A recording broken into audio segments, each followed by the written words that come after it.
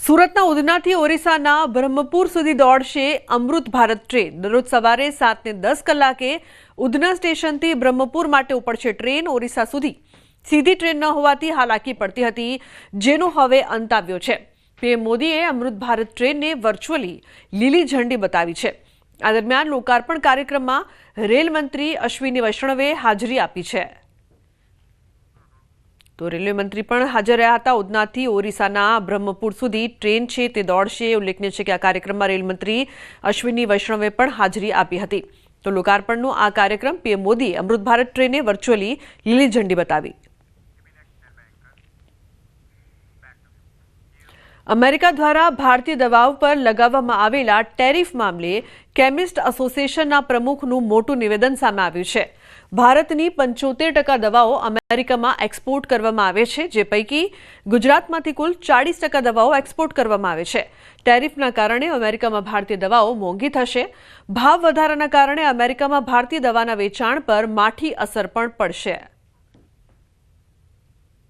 જોવા જાવ તો હિન્દુસ્તાનમાં જે આખા વર્લ્ડમાં જે એક્સપોર્ટ થાય છે 70% એક્સપોર્ટ લગભગ હિન્દુસ્તાનમાંથી દવાઓ આખા વર્લ્ડમાં 115થી વધુ કન્ટ્રીઓમાં દવા એક્સપોર્ટ થાય છે। આજે 45%થી વધુ દવાઓ તો ખાલી ગુજરાતમાંથી જ એક્સપોર્ટ થાય છે। નવરાત્રીમાં વરસાદને લઈને સૌથી મોટા સમાચાર। રાજ્યમાં ભારેથી અતિભારે વરસાદની આગાહી। કાલે 5 જિલ્લામાં વરસાદનું રેડ એલર્ટ આપવામાં આવ્યું છે। अमरेली भावनगरमां वरसादनुं ऑरेन्ज अलर्ट अपायुं छे। अमदावादमां 2 दिवस भारे वरसादनी आगाही छे। तो राज्यमां 5 दिवस वरसादनी आगाही करवामां आवी छे। आने वाले 7 दिनों के लिए जो गुजरात की स्टेट की फोरकास्ट में लाइट टू मॉडरेट रेन का पूर्वानुमान है। और वार्निंग की बात करेंगे तो आज के लिए जहां पर हैवी रेनफॉल की वार्निंग है वो डिस्ट्रिक्ट है नवसारी, वलसाड़, दमन दादरा नगर हवेली, टापी डांग और नर्मदा छोटा उदयपुर डिस्ट्रिक्ट शामिल है। और इसके अलावा गुजरात स्टेट के सारे डिस्ट्रिक्ट कवर हैं जिसमें थंडरस्टॉर्म की वार्निंग है। अरवलीना धनसुराना वडगाममां ત્રાટક્યા છે તસ્કરો। ફાર્મ હાઉસમાં લૂંટને અંજામ આપ્યો। 6 લૂંટારુઓ 2 લોકોને બંધક બનાવીને લૂંટ આચરી 3 લાખની લૂંટને અંજામ આપીને ફરાર થયા છે। માસ્ક અને કાળા કપડાં પહેરીને આવ્યા લૂંટારુઓ। સમગ્ર ઘટના સીસીટીવીમાં કેદ પણ થઈ છે। તો 3 લાખની લૂંટને અંજામ આપીને ફરાર થયા છે આ લૂંટારુઓ। માસ્ક અને કાળા કપડાં પહેરીને આવ્યા લૂંટારુઓ અને આ લૂંટને અંજામ આપીને ત્યાંથી ફરાર થઈ ગયા છે। આ સમગ્ર ઘટના સીસીટીવીમાં કેદ થઈ છે, જેના આધારે પોલીસ દ્વારા વધુ તપાસ કરવામાં આવશે। તો અરવલ્લીના ધનસુરાના વડગામમાં તસ્કરો ત્રાટક્યા। ફાર્મ હાઉસમાં લૂંટની આ સમગ્ર ઘટનાને અંજામ આપ્યો। મહેસાણાના લીચ ગામમાં આવેલ ચામુંડા અને અંબાજી માતાજીના મંદિરમાં ચોરીનો બનાવ બન્યો છે। તસ્કરોએ મંદિરમાંથી ચાંદીની છતરોની ચોરી કરી માતાજીના મંદિરમાં મૂકવામાં આવેલા નાના મોટા 4 છતરોની ચોરી કરી। મંદિરમાંથી ચોરી કરતા તસ્કરો સીસીટીવી કેમેરામાં કેદ થયા છે। લાંગણજ પોલીસ સ્ટેશનમાં ચોરીની ફરિયાદ નોંધાઈ છે।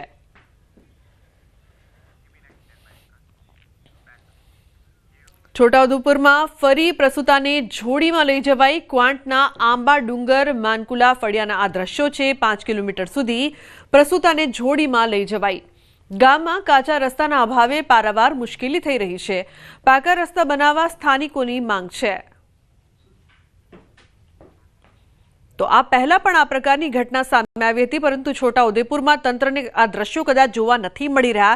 છોટાઉદેપુરમાં પાકા રસ્તાની જે સમસ્યા છે તેનો નિકાલ લાવવામાં તંત્ર સતત નિષ્ફળ જોવા મળી રહ્યો છે। ક્વાંટના આંબા ડુંગર માનકુલા ફળિયાના આ દ્રશ્યો છે કે જ્યાં 5 કિલોમીટર સુધી પ્રસૂતાને જોડીમાં લઈ જવાય। આ પહેલા પણ અનેક ઘટના સામે આવી હતી, જે ગુજરાતના છોટાઉદેપુરના વિકાસને લઈને અનેક સવાલો ઊભા કરી રહી છે।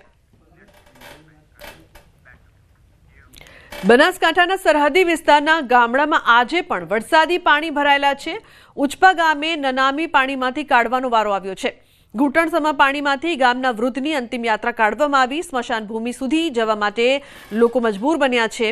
વાવ સુઈ ગામના અનેક ગામડાઓમાં 15 દિવસ બાદ પણ જળબંબાકારની સ્થિતિ છે। તંત્ર અને આગેવાનો અનેક દાવા છતાં ઘૂંટણસમા પાણી યથાવત છે। વલસાડમાં એપીએમસીમાં 2 વેપારીઓ વચ્ચે બબાલની ઘટના બની છે। એક વેપારીએ બીજા વેપારી પર હુમલો કર્યો। ટેમ્પો પાર્કિંગ કરવા બાબતે થઈ માથાકૂટ। ઉગ્ર બોલાચાલી બાદ વેપારીને માર મરાયો. ઇજાગ્રસ્તને સારવાર માટે હોસ્પિટલમાં ખસેડાયો છે, તો વેપારીએ આરોપી સામે નોંધાવી છે ફરિયાદ. તે અરુણભાઈએ સીધી મને મારવાનું ચાલુ કર્યું. માર્યો મને, પછી દુકાનમાં પાછો ગયા પોતે, અને દુકાનમાં લાકડો લઈને મને મારવા આવ્યો. અને મારી પાછળ દોડ્યા, પણ હું સ્કૂટર લઈને હું નીકળી ગયો. પણ બધું સીસીટીવીમાં આવી ગયું છે.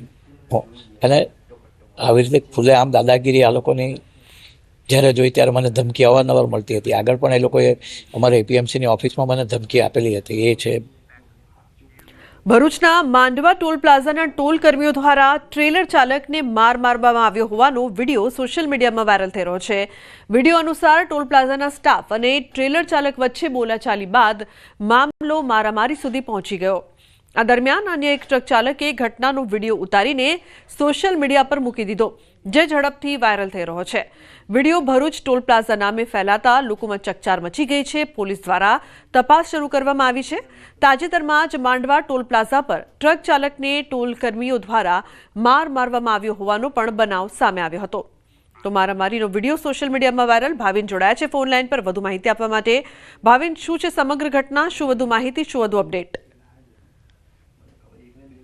સવારના રોજ ભરૂચના નર્મદા બ્રિજ ટોલ પ્લાઝાનો આ વિડીયો વાયરલ થયો છે. ટોલ નાકા પર કર્મચારીઓને ટ્રેલર ચાલક જે હતો તેને રોકવામાં આવ્યો હતો, પરંતુ એ રોકાયો ન હતો. તો 2 થી 3 કર્મચારીઓ ત્યાં ટોલ નાકાના ભેગા થઈ અને એને ત્યાંથી ઉતારતા હતા, ડ્રાઈવર સીટ પરથી, અને એની ગાડી ઊભી રાખતા હતા. એવો વિડીયો વાયરલ થયો છે. બીજા જે ટ્રક ચાલક હતા તે એમને મારતા હતા, તે વખતે આ વિડીયો લઈ લીધો હતો. અગાઉ પણ જે કર્મચારીઓ છે તે આ રીતે ગેરવર્તન કરતા હતા ટ્રક ચાલકો સાથે, એની પણ ફરિયાદ નોંધવામાં આવેલી હતી. જી બિલકુલ ભાવિન, આભાર સમગ્ર માહિતી બદલ.